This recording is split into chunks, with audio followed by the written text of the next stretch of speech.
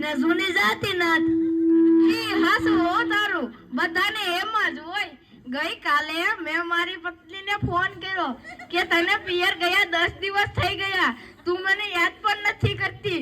મારી પત્ની કે હતું હશે એવું કાંઈ, મને ચારે બાજુ તમે જ દેખાવ છો. તુવેરની દાળમાં, ચોખાના દાણામાં, ઘઉંના લોટમાં. તે સાંભળીને મને આંચકો આવ્યો. હું ધણી છું કે ધનેડું? એ ભાઈ, કાગડા બધે કાળા હોય. ઈ હાથ હો તારું. બીજી એક વાત કહું, હું મારા સસરાને ત્યાં ગયો. સસુમાએ 8 દિવસ સુધી પાલકની ભાજી ખવડાવી અને 9મા દિવસે પૂછ્યું, એ જમાઈરાત હું બનાવું? મેં કીધું મને ખેતર બતાવી દો, હું જાતે ચરી લઈશ.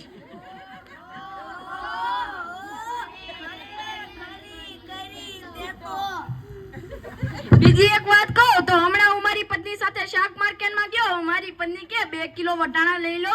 મેં કીધું લઈ લે, એમાં શું પૂછવાનું? મારી પત્ની કે પૂછવું તો પડે ને, એ વટાણા ફોલવાના તો તમારે જ છે ને.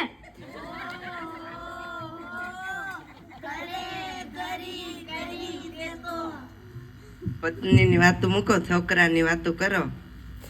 એ છોકરાને લાટા પાટા શણગાર કરીને નિશાળે મોકલ્યો હોય તો આવે ત્યારે પલળેલા કાગડા જેવો હોય.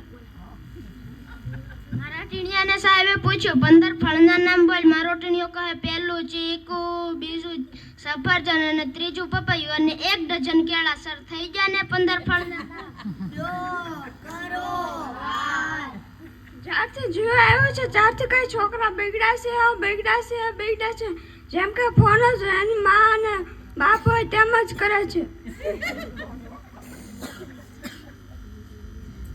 છોકરાની વાત મૂકો, આપણી જ વાતો કરો.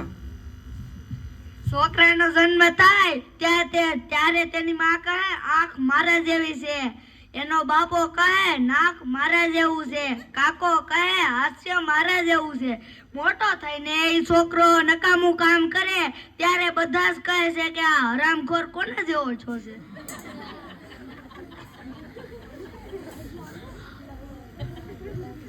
મેં ઓલા પહલાને કીધું તારો છોકરો પથ્થરના ઘા કરે છે, કોઈને લાગી જશે.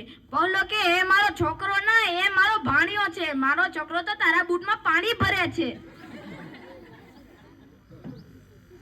સુરત મોકલો હોય તો તાપી જાય, અવેડાને દાટા કાઢી નાખે.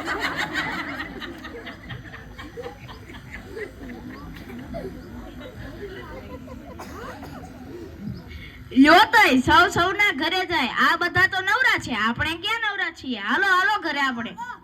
હાલો.